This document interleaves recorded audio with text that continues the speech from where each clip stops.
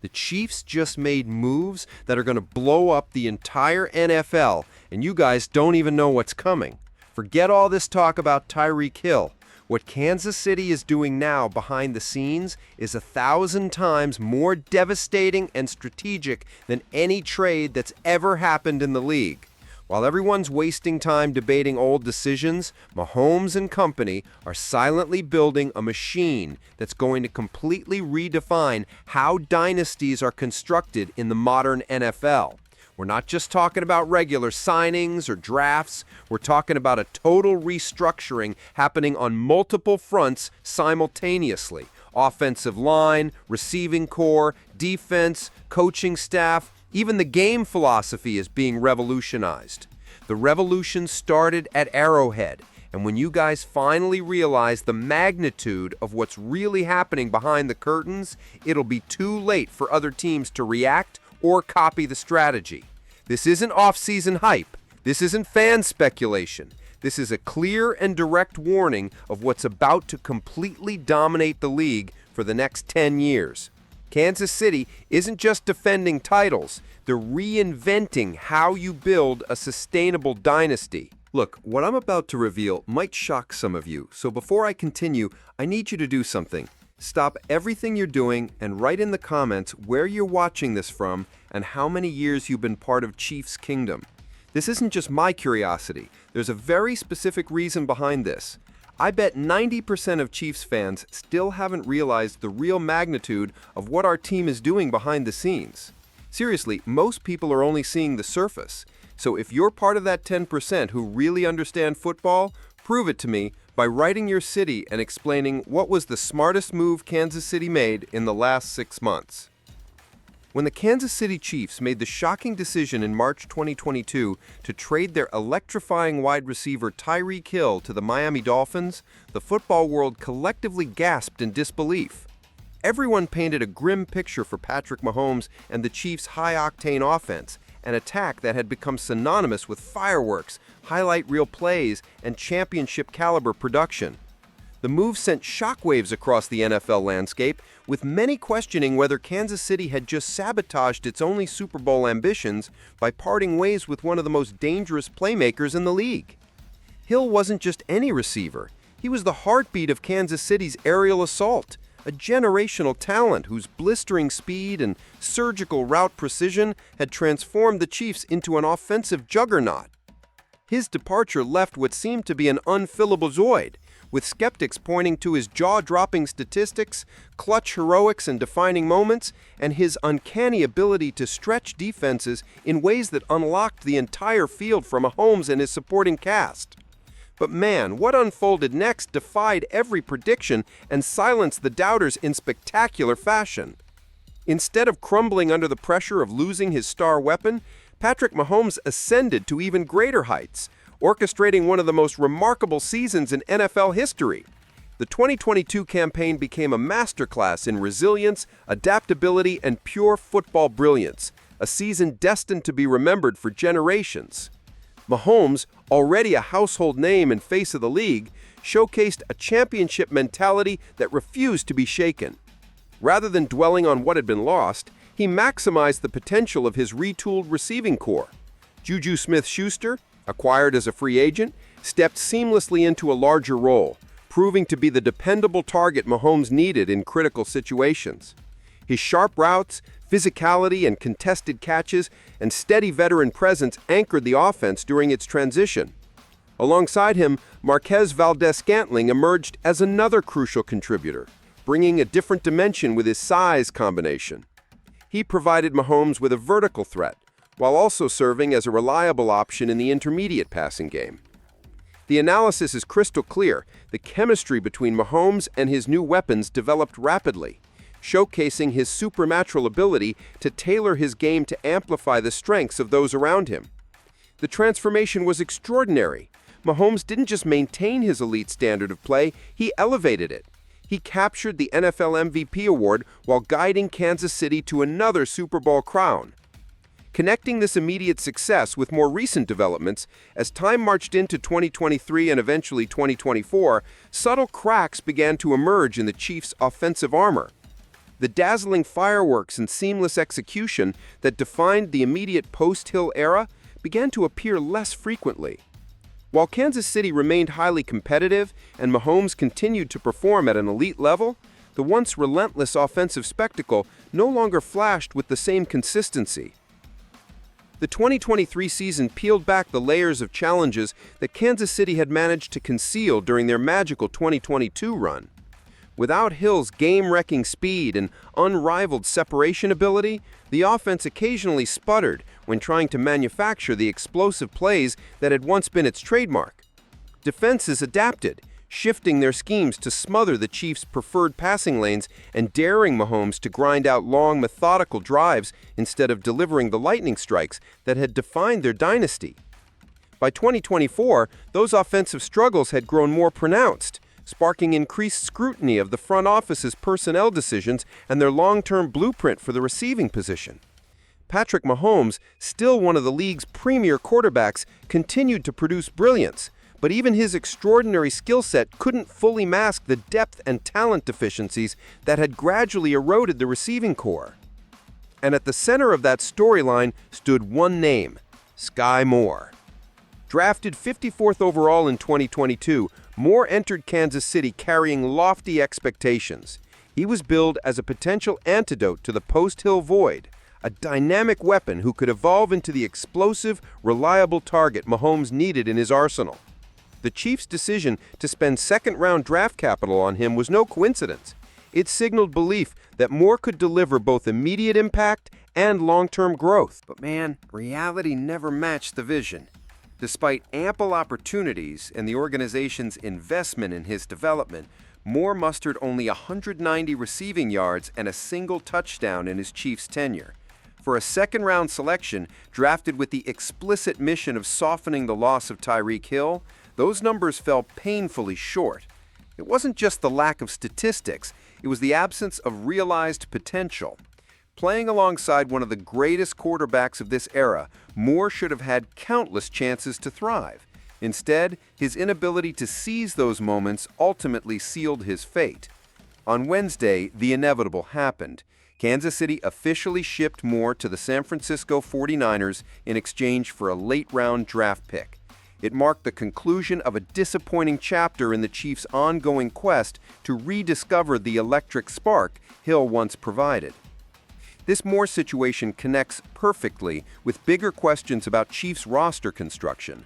While the trade was happening, other battles were forming in training camp that would show whether Kansas City finally found the right pieces to rebuild their offensive identity.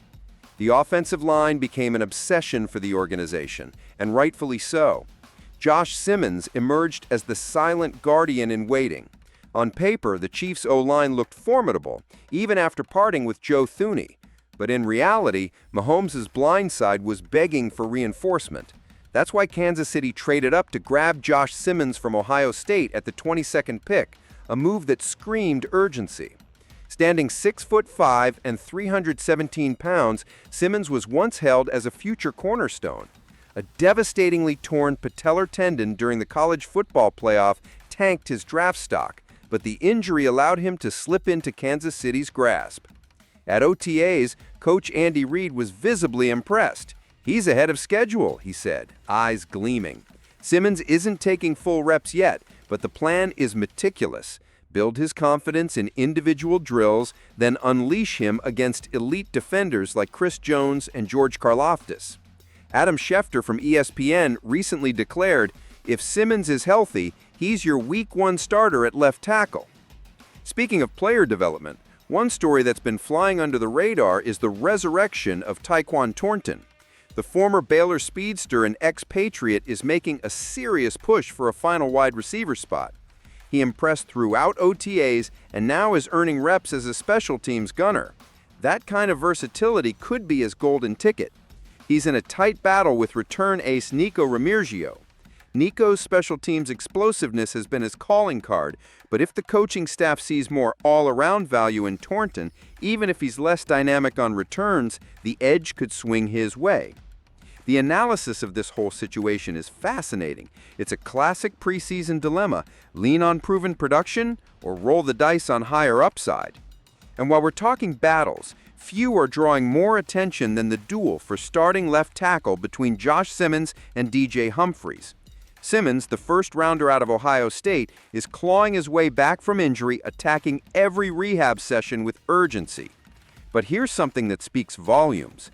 Simmons is studying DJ Humphries, the man he's trying to unseat. That level of humility, respect, and hunger says a lot. Simmons understands what's at stake and that iron sharpens iron. Even if he claims the starting job, Humphries could kick inside to guard, bolstering an already formidable offensive front. Also worth noting, the character concerns whispered about Simmons during the draft are nowhere to be seen. So far, he's been all business, all grind. If anything, he's displayed a level of discipline and maturity that exceeds his age.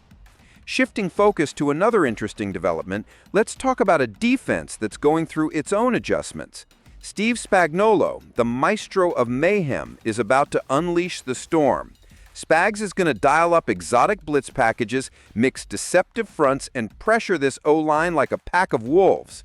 And he doesn't care if you're a 10-year vet or a first-round rookie, you're getting tested. DJ Humphries and Josh Simmons are about to experience the full brutality of NFL-caliber pass rush, and not from any defense, from one of the most cunning defensive minds in the game. This is the proving ground. This is where legends are forged. This is where we find out if that free agency check and draft capital were well spent. The beauty of going up against Spagnuolo's unit is that if you can withstand his schemes, you can withstand any front seven in the NFL. Spags has forgotten more about disrupting protection than most defensive coordinators will ever learn. He's going to push, challenge, and sharpen this offensive line with elite pressure. This offensive line restructuring connects to broader questions about sustainability. What I truly respect about this whole situation is the calm confidence radiating from the Chiefs' front office. No panic, no hesitation. They saw a glaring flaw and attacked it head-on with precision and urgency. That's what winners do. They don't hope for change, they engineer solutions. This rebuild isn't just about keeping Mahomes upright, though that's clearly vital. It's about unlocking his full potential. It's about giving the most dangerous man in football time to dissect defenses with that golden arm and generational football IQ. Because let's be honest, when Mahomes has time, he's unstoppable. When he's running for his life, even he's mortal. Connecting all this to the bigger picture, it's been interesting to watch how some veteran players are responding to all these changes. Marquise Hollywood Brown, after suffering an early setback in the 2024 preseason, had a late-season return that left much to be desired. But now he's rejuvenated, laser-focused, and on a mission to remind the league exactly who he is over the course of a full, healthy season. Patrick Mahomes has been effusive in his praise, commending Brown's relentless work ethic and positive influence inside the facility. If this version of Hollywood channels his Baltimore prime, where he posted over 1,000 yards as a WR1, he might just be the secret weapon in what's quickly becoming the deepest wide receiver core the Chiefs have fielded in years. With Rashee Rice on the verge of a breakout and rookie Xavier Worthy bringing explosive speed and scheme flexibility, Brown doesn't need to be the guy. But as a WR3, he could be one of the most dangerous in the league. The analysis is simple. When you have this kind of depth, defenses can't focus on just one threat. Speaking of depth, let's take a look at the trenches and the under-the-radar acquisition of Jerry Tillery on the defensive line. Coming from a stint in Minnesota, Tillery has already embraced the Chiefs' championship ethos. He made it clear that expectations here aren't just high, they're sky high. And he's not here just to fill space. He's here to elevate, to prove he belongs on a roster built to chase history. That's the mindset you want from a veteran free agent. This isn't about collecting checks. It's about earning stripes in a system that demands excellence. And when you look at how all these moves connect, from Skyy Moore's exit to Jerry Tillery the rival, from the offensive line battle to Hollywood Brown's renaissance, you see a bigger picture emerging. Just 2 days into minicamp, and the questions are piling up. Questions that could define the 2025 campaign. Can McDuffie bounce back and reassert himself as an elite lockdown corner? Will Taquan Twanton edge out Nico Ramirgio in the WR6 battle? Is Josh Simmons ready to seize the left tackle spot? And if so, does DJ Humphries become the next elite guard in KC's stacked defensive line rotation? Will Hollywood Brown resurrect his career and become Mahomes' most lethal deep threat? And can Jerry Tillery become the disruptor that ties the entire defensive front together? That's just the beginning of this evolving minicamp saga, and it's only heating up from here. The truth is, the Chiefs aren't just trying to defend a title, they're rewriting the standard. As minicamp evolves, the storyline shifts from individual performances to something much deeper: culture, commitment, and championship DNA. Jerry Tillery's words should echo throughout the locker room. There's a very high level of expectations on everybody. It's important to buy in quickly. That's not just a quote, it's a mandate. In Kansas City, it's not about joining a team, it's about stepping into a dynasty. This team doesn't just demand talent, it demands transformation. You either elevate or you exit. And we're seeing that mindset embodied in Josh Simmons. Once tagged with pre-draft character concerns, Simmons is rewriting the narrative. When you're the Kansas City Chiefs and you've scaled the NFL summit multiple times, every decision is scrutinized under a microscope. Every draft pick, every free agent signing, every trade. It all matters because the margin for error narrows to razor-thin levels when you're trying to sustain greatness. And that's precisely where we find ourselves today, discussing moves that could define the next decade of Chiefs football.